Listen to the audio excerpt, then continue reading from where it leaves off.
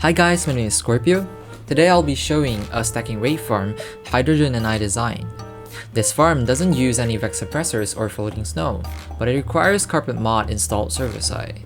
This design has been tested for hundreds of hours on 1.16.5 and 1.18.2 and produces up to 413,000 drops per hour, with 16.8 thousand for each witch drop except sticks and potion, and 203.8 thousand emeralds.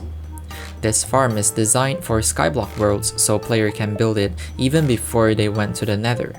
This also means it doesn't use any nether materials such as observers and comparators, which requires quartz.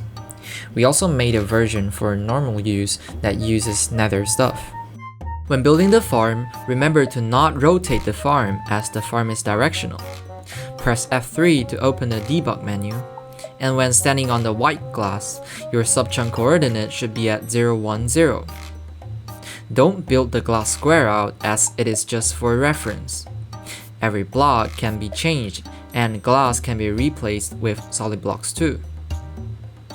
When you're finished building, please remember to press M+V and run the schematic verifier to make sure you built everything right.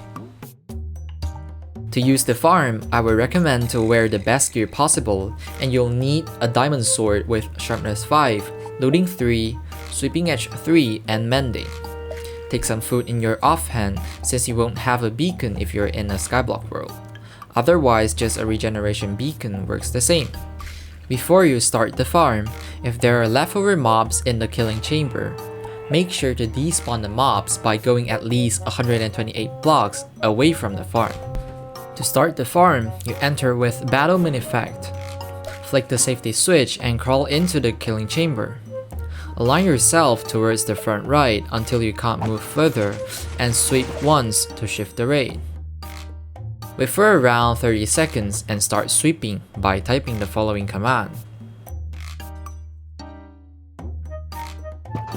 When you finish using the farm, type in this command. Leave the chamber and flick the safety switch.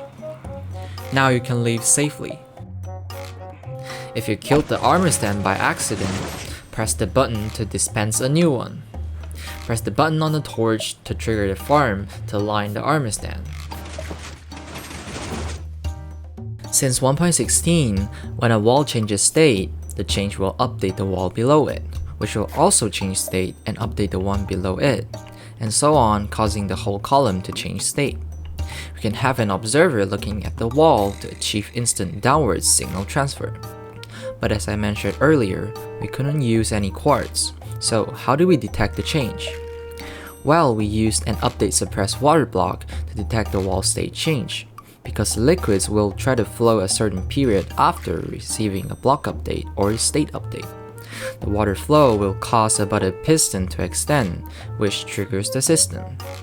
I was using an armor stand to detect the water flow at first, but Brett pointed out that I can simply use the water to update a piston.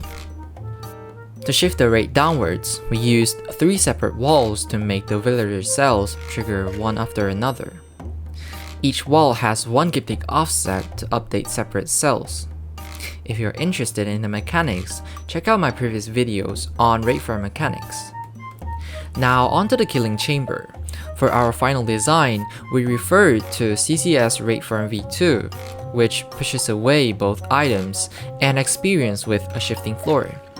However, before this, we actually came up with another killing chamber that was both simple and kills excess experience.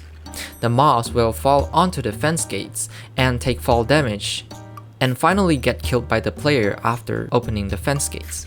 The problem with this killing chamber is if there are mobs left over, they might start floating up and down and player will never get to reach them. You'll need to kill them in one shot. The spawn pad, as we mentioned earlier, doesn't use any floating snow as we just push the mob down with pistons after they spawn. There are 12 spawning spaces, and the Ravagers with Riders will swim upwards and get launched into the void.